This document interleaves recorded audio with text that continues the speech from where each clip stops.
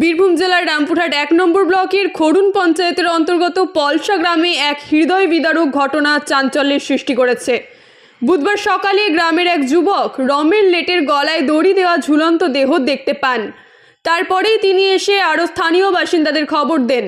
তারপরে স্থানীয় বাসিন্দারা সঙ্গে সঙ্গেই ঘটনাস্থলে গিয়ে তাকে গাছ থেকে নামিয়ে তড়িঘড়ি রামপুরহাট মেডিকেল কলেজ ও হাসপাতালে নিয়ে যান।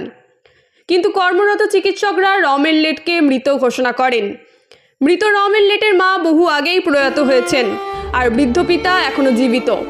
হঠাৎ এই মর্মান্তিক ঘটনার খবর ছড়িয়ে পড়তেই গোটা গ্রামে নেমে আসে শোকের ছায়া। প্রতিবেশীরা রমেনকে শান্ত স্বভাবের ছেলে বলেই চেনেন।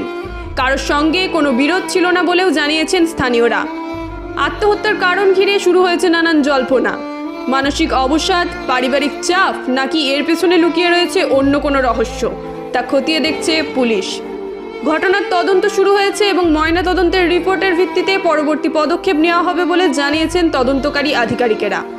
স্থানীয়দের একাংশ মনে করছেন যুব সমাজের মানসিক স্বাস্থ্যের দিকে আরও বেশি করে নজর দেওয়ার সময় এসে গেছে।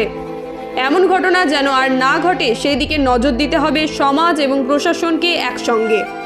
Bureau report, Tarapith TV. কি বলবো, আমার সঙ্গে তো কিছুই হয়নি। তাহলে কি আমি ঝগড়া করিনি, চাটিও করিনি। আমার স্বামীর সঙ্গে আমি কোনোদিন ঝগড়া করতাম না। ওর মনে হয়েছে ও নিয়েছে, ও চলে গেছে ছেড়ে। আমি কোনোদিন কিছু বলিনি আমার স্বামীকে। আমার স্বামী আমাকে ভালো লাগলো না, পালিয়ে গেল। ঝগড়া তো কোনদিন দেখিনি। আমি তো সকাল হয় আর কাজে চলে যাই। আমি কাজে চলে গেছি, এই ছেলেগুলা ছিল ঘরে। আমরা গেছে জঙ্গলে নিয়েছে গলায় দড়ি।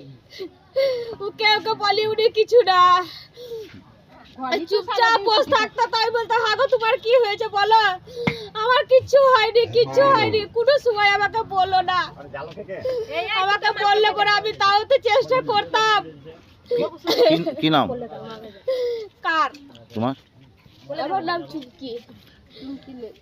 চুমকিলে। কটা সন্তান রমেশের? দুটো।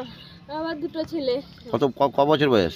একটা 6 বছর ছোট, এটা 14 বছর। কি নাম? বড়টার নামটা কি? বড়টা সুদীপ লেট, আর ছোটটা? দীপক লেট। আপনি কি দেখেছিলেন? ঘাস কাটতে গেছিলাম, ওইদিকে আমি ঘাস কাটতে গেছিলাম, দিয়ে আমি এইদিকে তাকাচ্ছি, দিয়ে দেখছি তো একটু কি ঝুলছে। দিয়ে আমরা তো ভালো করে দেখিনি, আমি ভয়ে এইদিকে আমি আসছিলাম, কিন্তু এদিকে ওদিকে আমি আসতে পারলাম না।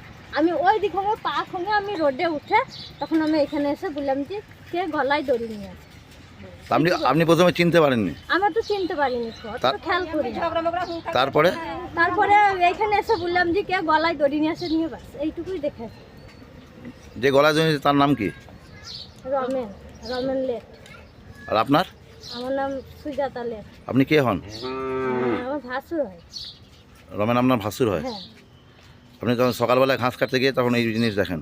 সকালবেলায় খুব সকালে লয়, ওই 9:30টার সময় আমি ঘাস কাটতে গেছি। দিয়ে দেখছি আমি এইদিকে তাকালছি, দিয়ে দেখছি ঝুলছে। আর আমি অতটা খেয়ালও করিনি, আমি ঘাসও কাটতে পারিনি। আমি দেখি ভয়ে আমি এই পা খুঁজে আমি রোডে ধারে উঠলাম, নিয়ে এখানে এসে বললাম দিকে গলায় দড়ি নিয়ে আছে। আপনার নামটা কি বললেন?